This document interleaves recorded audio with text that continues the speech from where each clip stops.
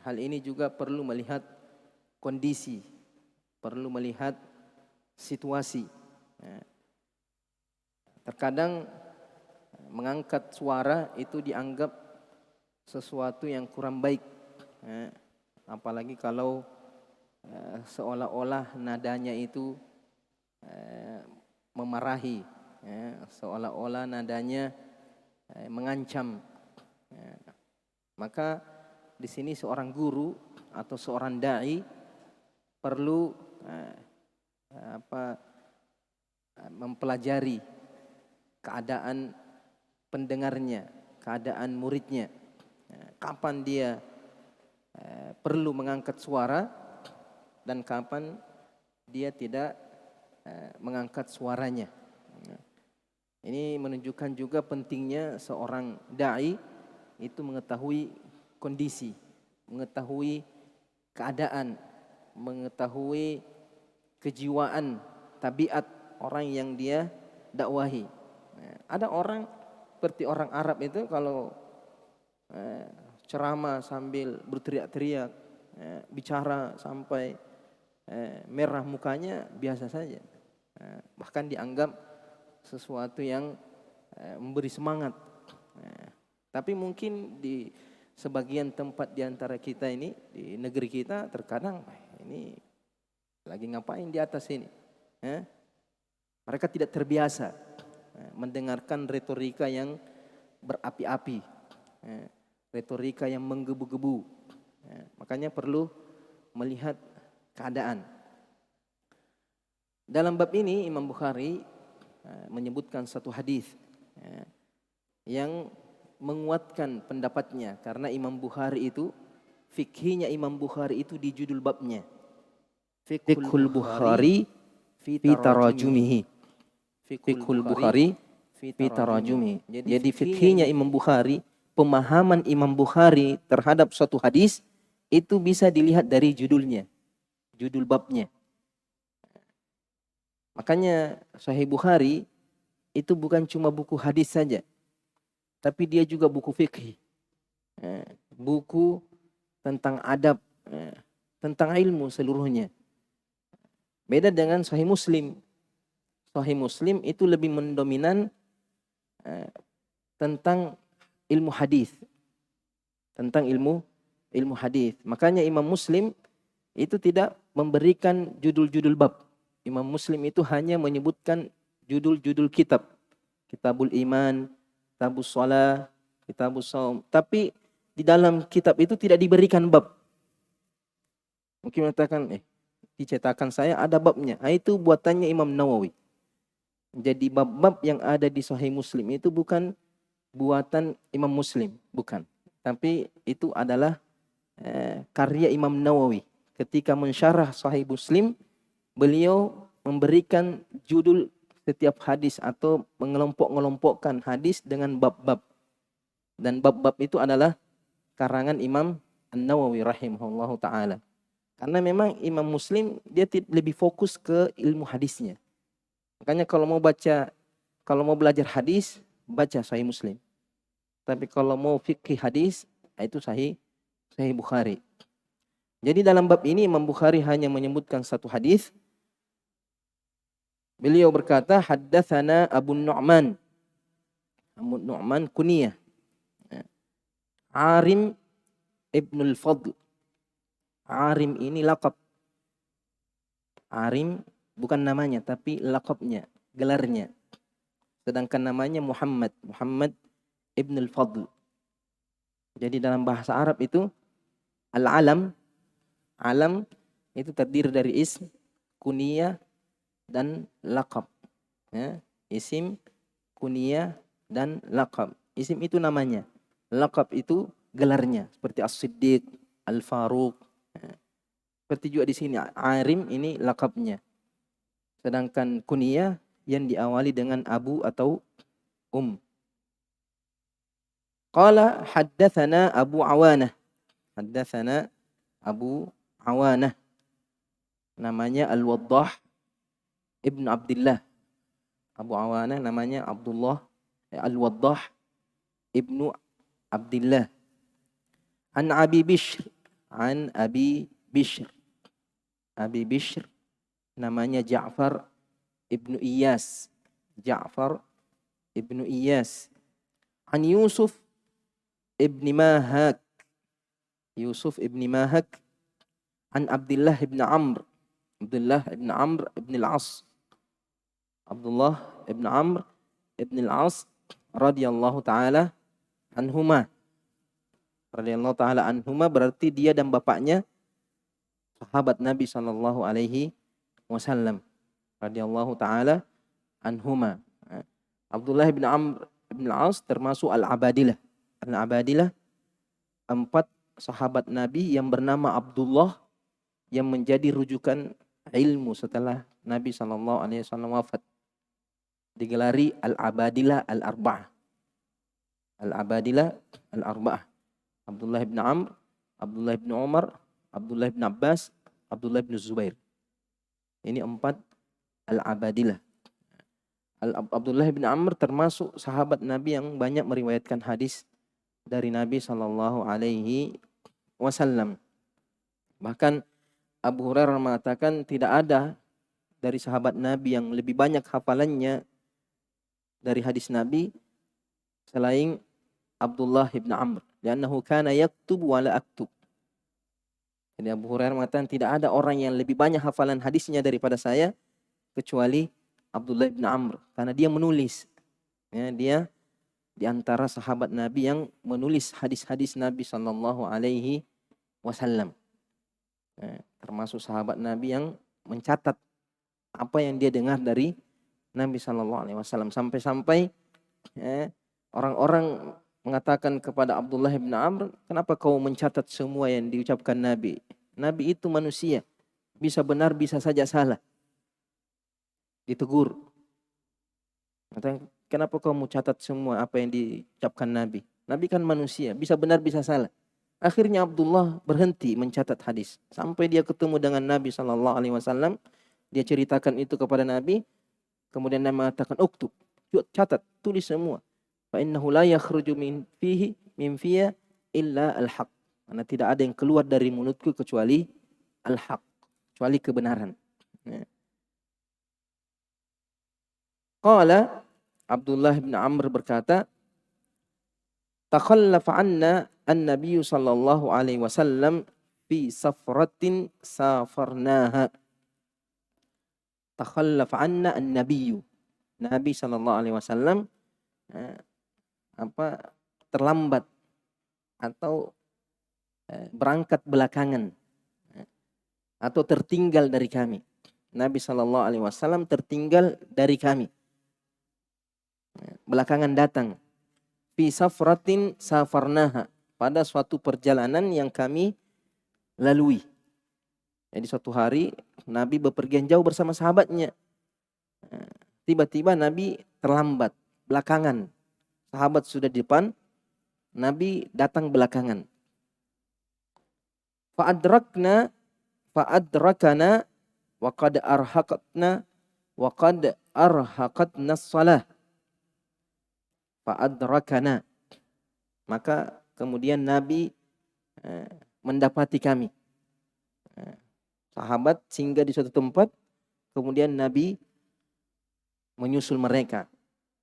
Wa qad arhaqatna as-salah. Dan salat sudah hampir habis. Waktu salat sudah hampir keluar. Sudah mau habis waktu salat. Wa nahnu natawadda. Dan saat itu kami sedang berwudu. Kami sedang berwudu.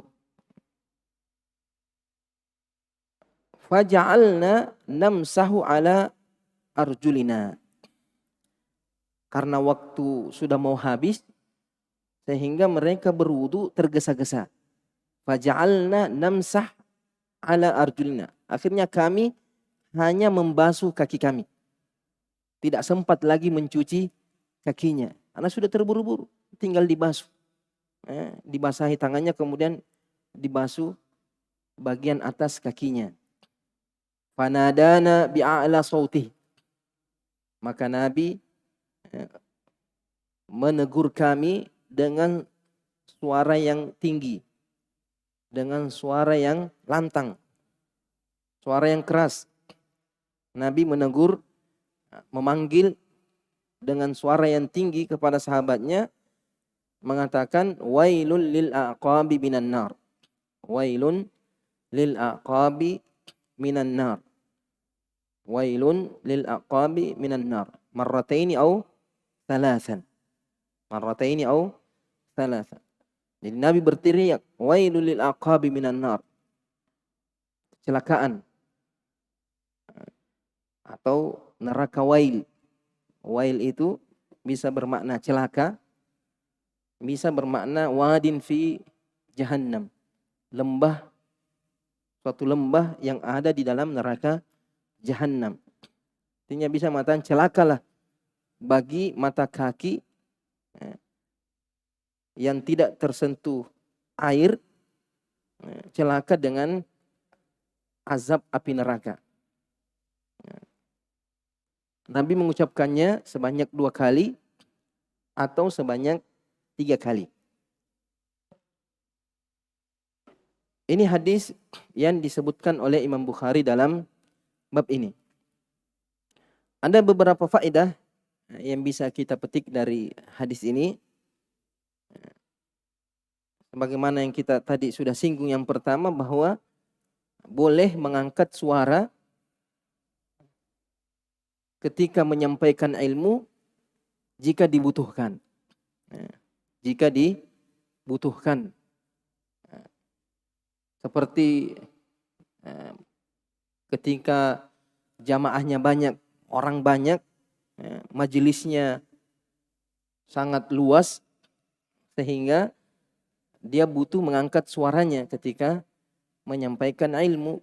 Atau yang ingin dia sampaikan, orang yang ingin dia berikan ilmu, posisinya jauh, tempatnya jauh, sehingga dia butuh suara yang tinggi untuk menyampaikan ilmu. Sebagaimana di hadis lain, Jabir bin Abdullah radhiyallahu taala anhu berkata, "Kana Rasulullah sallallahu alaihi wasallam, Rasulullah sallallahu alaihi wasallam idza khataba, kalau Nabi sedang khutbah, ihmarrat ainah." Nabi kalau sedang khutbah, kedua matanya merah. Wa ala sautuhu, suaranya tinggi. Washtadda ghadabuhu. Nabi kalau sementara khutbah, kedua matanya merah, suaranya tinggi, kemudian seperti orang yang sedang marah. Hatta ka'annahu munziru jaishin.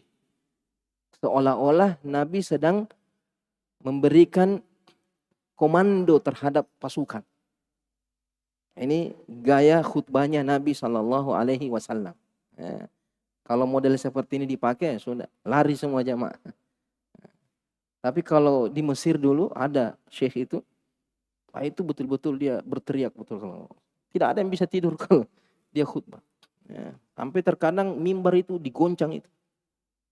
Kalau dia sementara khutbah mengamalkan hadis ini. Karena terkadang retorika yang berapi-api membuat semangat. Membuat kita semangat mengamalkan apa yang disampaikan oleh khatib. Tapi kalau bahasanya lurus, tidak tahu apa yang dibahas, itu yang menyebabkan jamaah tidur.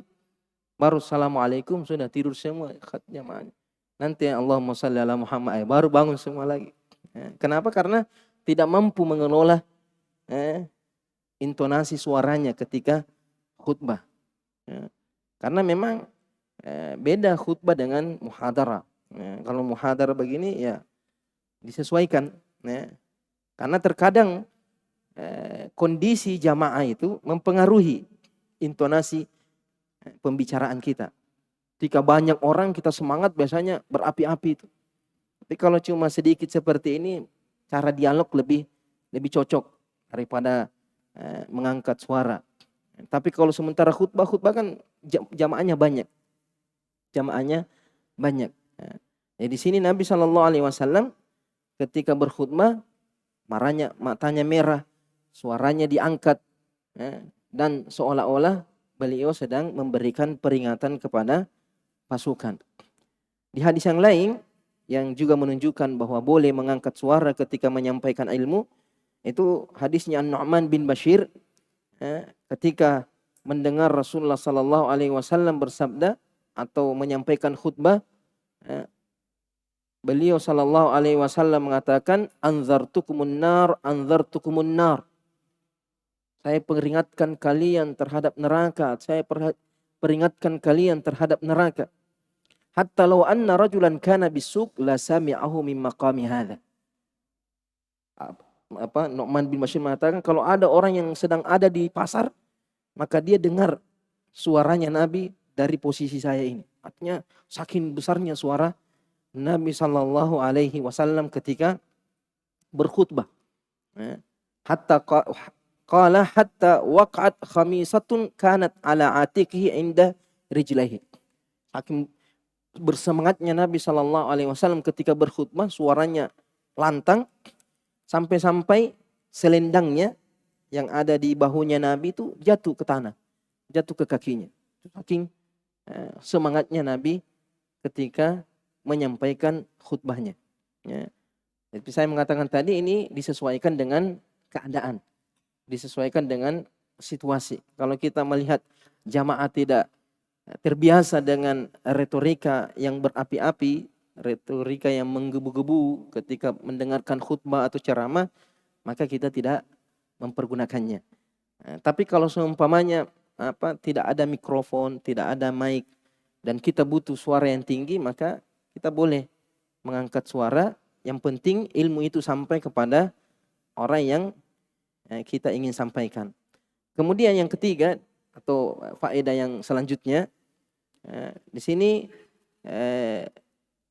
dibolehkan atau terkadang dianjurkan mengulang-ulang perkataan. Mengulang-ulang perkataan ketika menyampaikan ilmu. Seperti di sini Nabi mengatakan wailul lil aqabi minan nar, wailul lil aqabi minan nar, wailul lil aqabi minan nar. Nabi mengulang 2 kali atau 3 kali. Terkadang kita butuh mengulangi, mungkin kurang jelas, mungkin kita ingin menekankan sesuatu sehingga kita ulang perkataan kita. Atau bahkan terkadang pembahasannya yang diulang, tidak ada masalah. Kenapa? Karena ilmu itu semakin diulang, semakin melekat, semakin kuat. Al-ilmu idza takarrara taqarrar. Idza takarrara kaf, takarrara terulang, taqarrar qaf. Dia menjadi kuat. Jadi jangan bosan mengulang-ulang ilmu. Makanya contohnya juga di dalam Al-Quran. Kenapa kisahnya Nabi Musa diulang beberapa kali? Kisahnya Nabi Lut diulang. Tidak cukupkah 1 kali saja disebut di dalam Al-Quran? Tidak. Jadi diulang penjelasannya, disebutkan di surah ini, disebutkan lagi di surah ini, disebutkan lagi di surah ini. Ini termasuk metode dalam menyampaikan ilmu, bahwasanya terkadang sesuatu itu butuh pengulangan. Terkadang kita butuh mengulanginya. Baik itu sang guru, begitu pula dengan murid. Jadi jangan bosan ketika, wah itu lagi dibahas. Ini lagi buku dibaca. Jangan pernah bosan. Karena terkadang ketika suatu buku itu dibaca pertama kali, itu kita akan mendapatkan ilmu baru ketika dibaca kedua kalinya. Ketika kita mengulangi suatu ilmu, biasanya kita mendapatkan ilmu baru, pemahaman baru. Artinya apa yang kita tidak pahami sebelumnya, bisa jadi kita pahami setelah diulang. Dan ini biasanya diketahui oleh para pelajar-pelajar, mengulang-ulang bacaan itu. Apalagi kita dulu waktu kuliah, itu terkadang 1 kitab itu terkadang sampai 7 kali, 10 kali diulang. Baru masuk ujian. Kenapa? Karena supaya lebih menguasainya. Ketika kita baca pertama kali, paling berapa persen yang kita paham. Dibaca kedua kalinya, bertambah lagi. Ada lagi yang lebih dipaham. Karena terkadang buku itu kalau sudah dibaca secara keseluruhan, maka apa yang kita tidak pahami di awal, itu bisa kita lebih paham. Lebih jelas, oh yang dimaksud tadi itu ini. Jadi intinya apa? Ilmu itu terkadang butuh diulang. 1 kali, 2 kali, 3 kali. Coba lihat. ulama-ulama di Arab Saudi sana. Kadang kitab tauhid satu syekh terkadang berapa puluh kali dia ulang. Itu terus khatam diulang lagi, khatam diulang lagi. Al-Qawaidul Arba, Ushulul Tsalatsa diulang terus. Ya. Ini menunjukkan bahwa ilmu itu harus senantiasa diulang-ulang. Ya, jangan bosan ketika ilmu itu diulang. Makanya Anas bin Malik radhiyallahu taala anhu pernah berkata, "Kana Nabi sallallahu alaihi wasallam idza takallama bi kalimah a'adaha thalathan." Nabi itu biasanya kalau dia berbicara, mengucapkan satu kalimat, menyampaikan sesuatu, Nabi terkadang mengulanginya sebanyak 3 kali. Itu sering kalau kita lihat baca-baca hadis-hadis Nabi, Nabi selalu mengulangi ucapannya sebanyak 3 kali. Untuk apa? Hatta tufhama anhu. Agar dipahami dari Nabi SAW. Agar apa yang Nabi sampaikan itu dipahami oleh para sahabatnya. Karena terkadang satu kali disampaikan mungkin tidak paham. Atau kurang perhatian. Diulang 2 kali. Sudah mulai dia perhatikan. Diulang lagi yang ketiga kali. Sudah semakin jelas.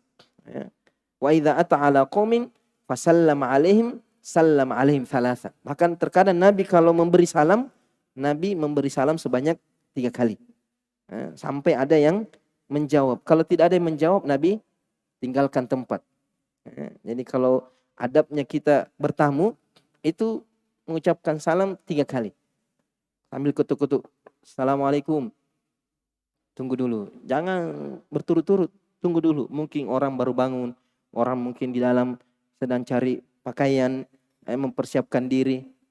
Lama kita tunggu, baru ketuk lagi. Assalamualaikum. Kedua kalinya. Tunggu lagi. Waktu yang beberapa saat. Kemudian ketiga kalinya. Tetap tidak ada jawaban. Baru kita pulang. Ya. Tinggalkan. Mungkin orangnya tidak ada. Atau orangnya ada tapi tidak mau menerima kita sebagai tamu. Dan itu haknya pemilik rumah. Jangan ketuk-ketuk sampai 10 kali. Bahkan terkadang capek tangannya ambil batu. Assalamualaikum. Assalamualaikum. Itu bukan adab. Jadi Nabi ketika memberi salam. Itu Nabi memberi salam sebanyak 3 kali. Kemudian hadis ini juga menunjukkan bahwa menyampaikan ilmu itu diusahakan semaksimal mungkin. Artinya ketika kita ingin mengajarkan suatu ilmu, menyampaikan suatu ilmu, menasihati seseorang, lakukan secara totalitas. Lakukan secara maksimal. Jangan asal-asalan. Karena tujuan kita bagaimana ilmu itu sampai. Bukan asal saya sudah sampaikan. Nah, itu biasanya banyak orang. Yang penting kan saya sudah sampaikan urusannya. Mau paham, mau tidak paham, mau terima atau tidak. Tidak bisa begitu. Karena tujuan kita menyampaikan bagaimana itu sampai. Sehingga kita harus putar otak. Berpikir bagaimana caranya supaya ilmu ini sampai. Bukan hanya asal menyampaikan. Makanya Nabi ketika melihat sahabatnya tergesa-gesa dalam berwudu. Kalau Nabi tidak mengangkat suaranya, ilmu itu tidak sampai. Maka Nabi angkat suaranya. Karena tujuannya supaya ucapannya sampai kepada para sahabat. Beda kalau orang itu hanya asal menyampaikan. Tidak peduli orang mau paham atau tidak paham. Terkadang hanya sebatas lepas tanggung jawab. Yang penting di akhirat saya sudah tidak ditanya. Ini yang kurang hikmah, kurang bijaksana. Sehingga terkadang tidak melihat situasi, kondisi, keadaan ketika menyampaikan suatu ilmu. Tidak melihat kondisi. Karena terkadang ada kondisi-kondisi itu orang tidak semangat dalam mendengarkan ilmu. Ada kondisi orang tidak siap untuk mendengarkan nasihat. Apalagi kalau sesuatu yang bertentangan dengan apa yang dia pahami.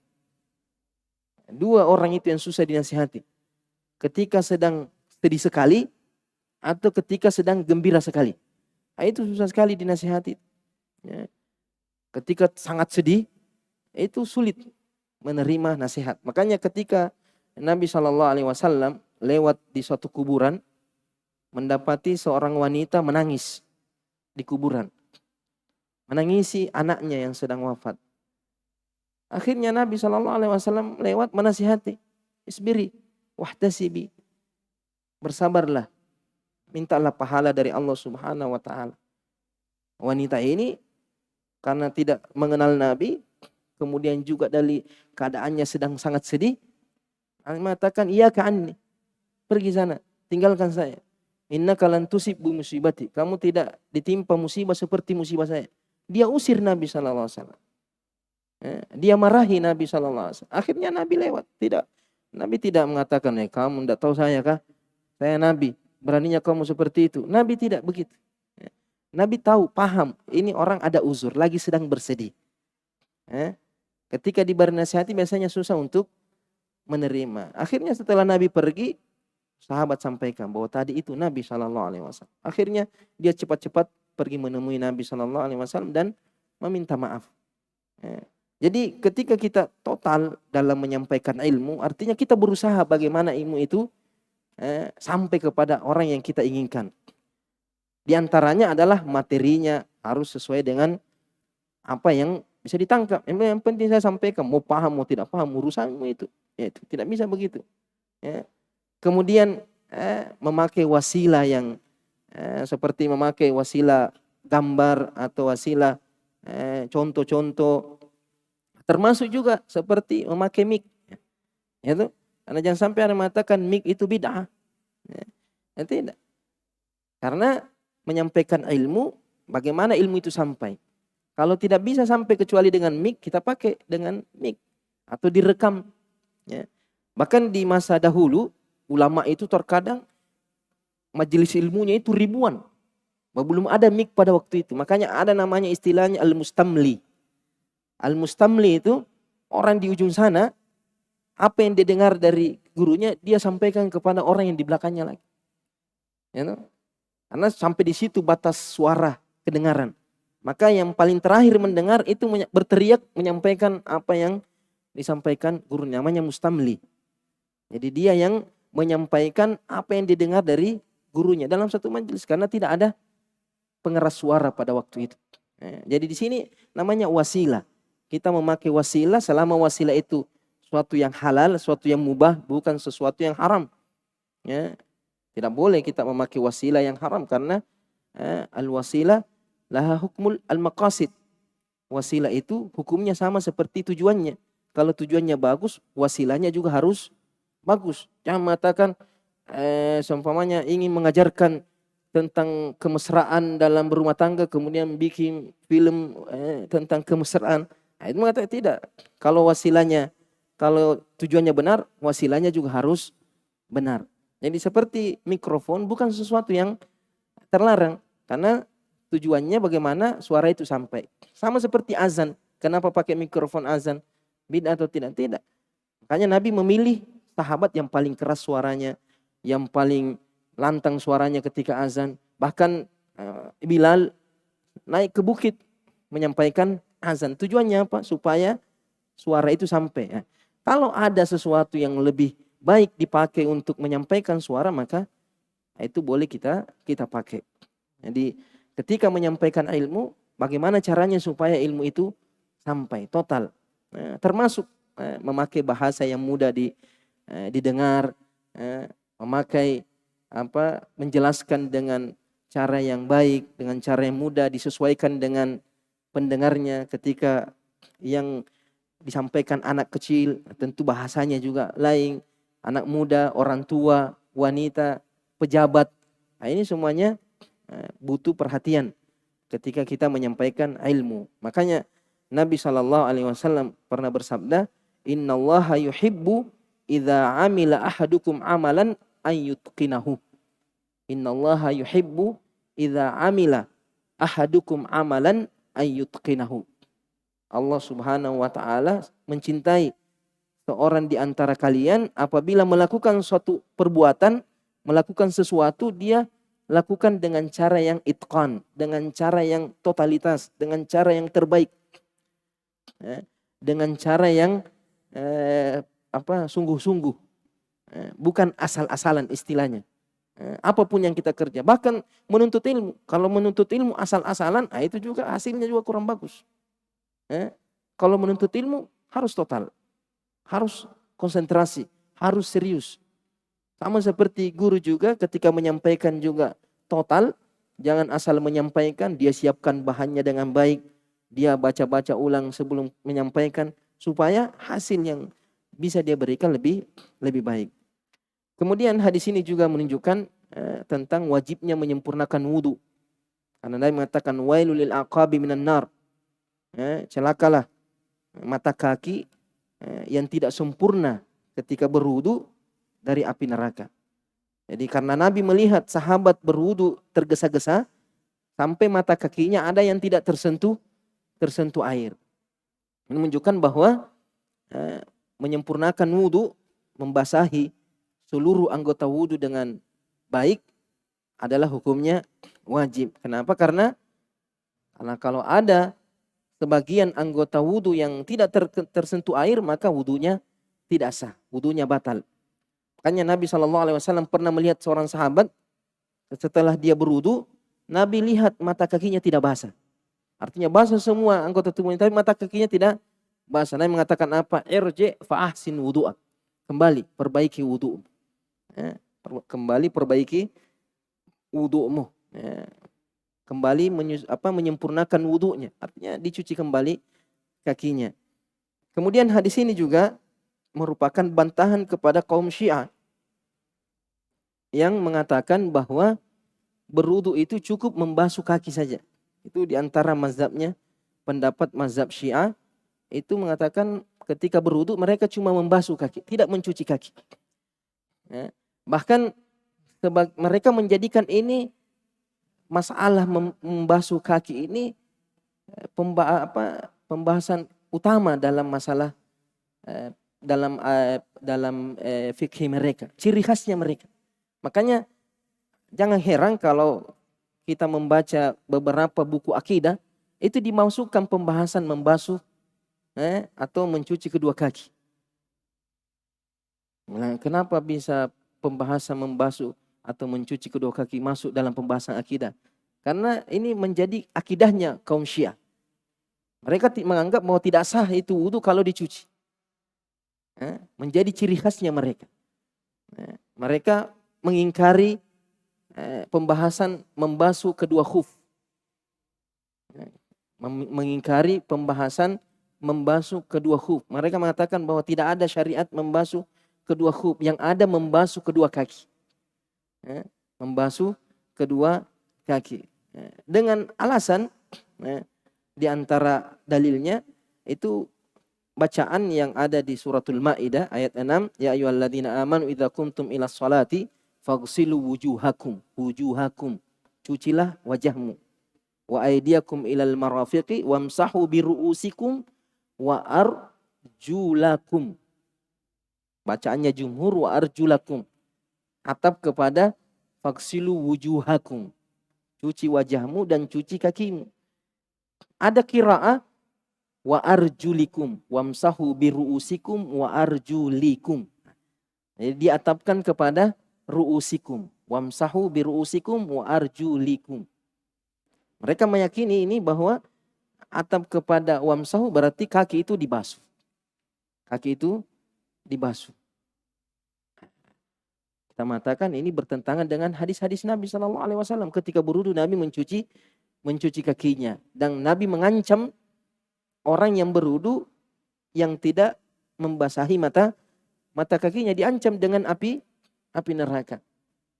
Sedangkan kalau dibasuh kan cuma bagian atasnya saja. Membasuh kaki berarti cuma membasuh bagian atasnya saja, tidak dicuci bagian belakangnya. Adapun jumhur ulama mengatakan qiraah wamsahu biruusikum wa arjulikum, qiraah ini benar. Qiraah ini benar. Tapi yang dimaksud di sini wamsahu biruusikum wa arjulikum adalah membasuh khuf. Membasuh khuf. Sebagaimana hadis-hadis Nabi SAW terkadang membasuh khufnya. Jadi ulama mengatakan bacaan yang di fathah wa arjulakum berarti dicuci kalau tidak sementara memakai khuf. Sedangkan bacaan wamsahu biruusikum wa arjulikum kalau sedang memakai khuf. Sebagaimana yang dicontohkan Nabi SAW wasallam. Ketika memakai khuf, Nabi membasuh, tidak mencuci. Ketika tidak memakai khuf, Nabi mencuci kakinya. Nah, sedangkan Syiah, mereka mengingkari hadis-hadis membasuh khuf. Padahal di antara sahabat yang meriwayatkan hadis membasuh khuf adalah Ali bin Abi Thalib radhiyallahu taala anhu, imamnya. Nah, seharusnya ini menjadi hujjah bagi mereka. Tapi ya namanya juga hidayah, ya, innallaha yahdi may yasha. Kemudian di antara faedah dari hadis ini, kenapa Nabi mengancam orang yang tidak sempurna wudunya dengan kecelakaan? Wailul lil aqabi minar nar. Kenapa? Karena orang yang tidak sempurna wudunya, tidak sah wudunya, maka sholatnya juga tidak sah. Jadi ketika seseorang itu berwudu dan wudunya tidak sempurna, maka wudunya tidak sah. Ketika wudunya tidak sah, berarti sholat yang dia lakukan juga tidak sah. Karena Nabi SAW mengatakan, la yakbalullahu sholata ahadikum idza ahdatsa hatta yatawadda. La yakbalullah salata ahadikum idza ahdatsa hatta yatawadda. Allah tidak menerima salat di antara kalian apabila dia berhadas sampai dia berwudu. Nah, ketika dia berwudu, wudunya tidak sempurna, maka salatnya juga tidak diterima. Kemudian hadis ini juga menunjukkan keutamaan orang yang menyempurnakan wudunya ketika berwudu. Ya. Karena ada ancaman orang yang tidak sempurna wudunya. Berarti orang yang sempurna wudunya adalah orang yang beruntung. Ya. Sebagaimana dalam hadis Qudsi, Allah Subhanahu wa taala berfirman kepada Nabi SAW, ya Muhammad, hal tadri fima yakhtasimul mala'ul a'la. Hadis Qudsi, hadis yang disampaikan oleh Allah Subhanahu wa taala kepada Nabi, atau hadis yang disampaikan Nabi dari Allah Subhanahu wa taala berupa wahyu tapi bukan Al-Qur'an. Bukan Al-Qur'an. Jadi Allah berkata kepada Nabi Muhammad sallallahu alaihi wasallam, ya Muhammad, hal tadri fima yakhtasimu al-mala'ul a'la? Kamu tahukah apa yang diperebutkan oleh malaikat yang tertinggi? Malaikat yang ada di atas langit, di tempat yang tertinggi. Qultu, Nabi SAW mengatakan, na'am, iya, fil kaffarat. Mereka memperebutkan al-kaffarat. Wal kaffaratu al-mukthu fil masajidi ba'da shalah. Di antara kaffarat, artinya yang menggugurkan dosa-dosa, itu duduk di masjid setelah sholat. Setelah sholat, dia tidak langsung pulang. Dia tidak langsung keluar. Tapi dia tinggal di masjid. Maka selama dia duduk, itu dosanya digugurkan. Dosanya digugurkan, dihapuskan oleh Allah Subhanahu wa ta'ala selama dia di dalam masjid. Wal masyu alal aqdam ilal jama'at. Kemudian berjalan kaki menuju sholat jamaah. Setiap langkahnya itu menggugurkan dosa-dosanya. Wa isbagul wudu fil makarih. Kemudian isbagul wudu. Apa artinya isbagul wudu? Menyempurnakan pencucian anggota wudu. Fil makarih. Fil makarih ini artinya dalam keadaan yang dia tidak senangi. Kalau kita tidak masalah. Kalau berwudu semuanya enak. Senang kalau berwudu. Tapi kalau di negeri Arab sana, kalau musim dingin, wah itu berpikir orang sentuh air. Apalagi kalau subuh-subuh, musim dingin, lihat air saja itu sudah menggigil. Nah, ketika berwudu dalam keadaan seperti ini biasanya kita buru-buru, mau cepat-cepat karena dingin. Nah, kalau dalam keadaan ini tetap dia menyempurnakan wudunya, maka inilah yang dimaksud isbagul wudu fil makarih. Menyempurnakan wudunya dalam keadaan yang dia tidak senangi, dalam keadaan sangat dingin, tetap dia menyempurnakan wudunya. Wa man fa'ala dzalika, siapa yang melakukan hal itu, duduk di masjid setelah salat, melangkahkan kakinya ke masjid untuk salat berjamaah, memperbaiki wudunya, Wa man fa'ala dzalika 'asha bi khairin wa mata bi khairin. Siapa yang melakukan semua itu, dia hidup dalam keadaan baik dan dia juga mati dalam keadaan baik. Wa kana min khati'atihi ka yaumi waladathu ummu. Dan dosa-dosanya gugur sama seperti dia baru dilahirkan oleh ibunya. Kemudian ayat ini di sini juga merupakan ancaman bagi orang yang melalaikan sholat. Kenapa bisa? Ancaman bagi orang yang melalaikan sholat. Kenapa? Karena kalau orang yang sholat tapi wudunya tidak bagus diancam, bagaimana kalau orang tidak sholat sama sekali? Ya? Jadi orang yang sholat cuma wudunya tidak benar, itu diancam dengan api neraka. Bagaimana kalau sama sekali dia tidak sholat, sama sekali tidak berwudu? Pasti lebih keras lagi ancamannya. Ini namanya istilahnya mafhumul aula. Mafhum al-aula. Sama seperti ketika Allah mengatakan fala taqul lahuma uff. Fala taqul lahuma uff. Jangan mengatakan uff, kepada kedua orang tua, disuruh menolak perintah orang tuanya. Kata-kata saja tidak boleh, apalagi kalau mencaci maki, apalagi kalau dia pukuli orang tuanya, apalagi kalau dia bunuh orang tuanya. Waliyazubillah. Namanya mafhum al-aula. Kalau kata-kata kata-kata dilarang, berarti yang lebih di atasnya itu lebih. Jadi kalau orang yang berwudu cuma tidak sempurna wudunya diancam dengan api neraka, apatah lagi dengan orang yang sama sekali tidak sholat memang. Berarti dia lebih besar lagi hukumannya, lebih besar lagi ancamannya. Makanya Allah Subhanahu wa taala berfirman, "Fawailul lil musallin." Coba itu. Celaka kalau orang yang salat, orang salat tapi celaka. Alladzina hum an salatihim sahun. Dia salat tapi dia lalai dengan salatnya. Di antara penafsiran ulama, dia mengakhirkan waktu salatnya. Ya.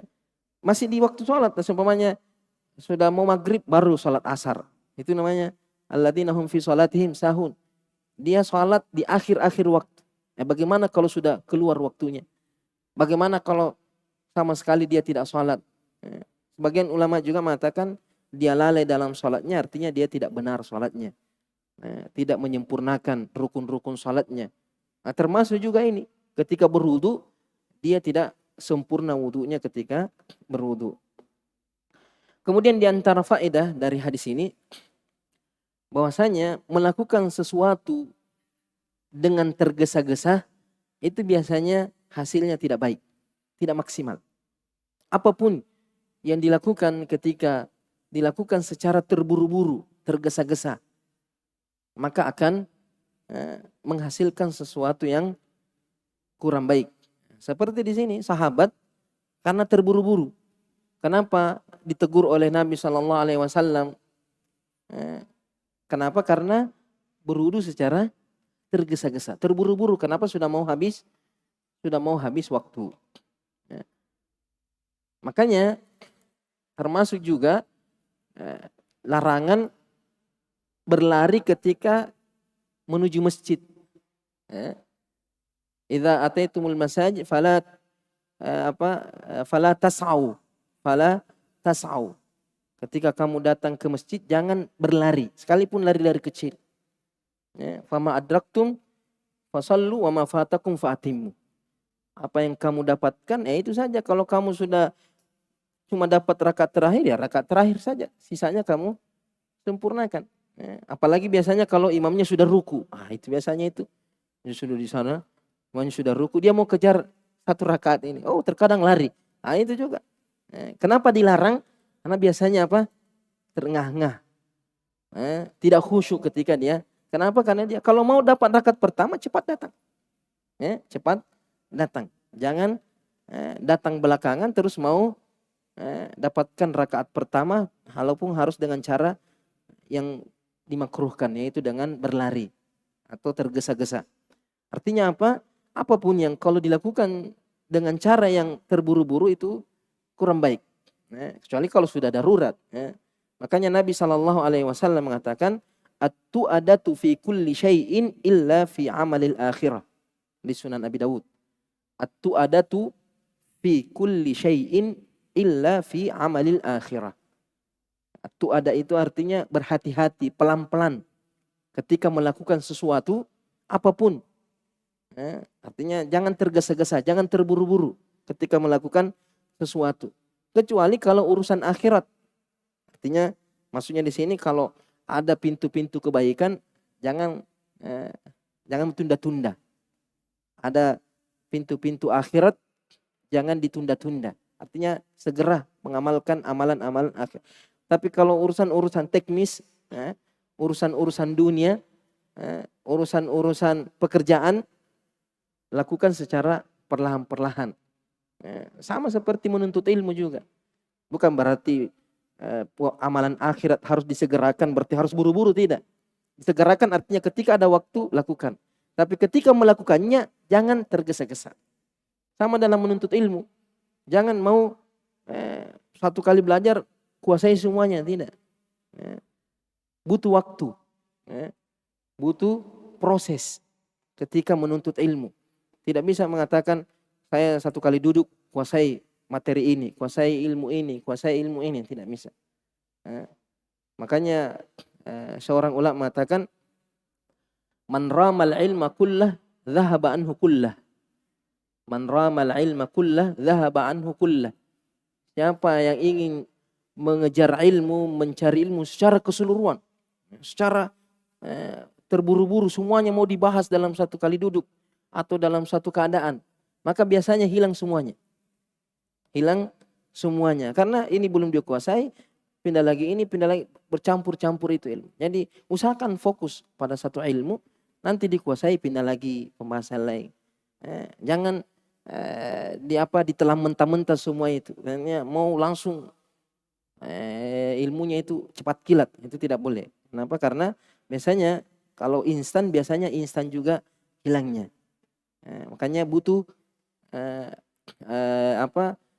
maka kata Rasulullah itu, maka narifku fi syai'in illa zana. Maka narifku fi syai'in illa zana. Tidaklah sikap hati-hati, pelan-pelan dalam sesuatu itu kecuali akan menghiasinya. Apapun yang dilakukan dengan cara pelan-pelan, dengan cara hati-hati, dengan cara hikmah, dengan cara bijaksana, insya Allah akan menghasilkan sesuatu yang baik. Di sini juga yang terakhir,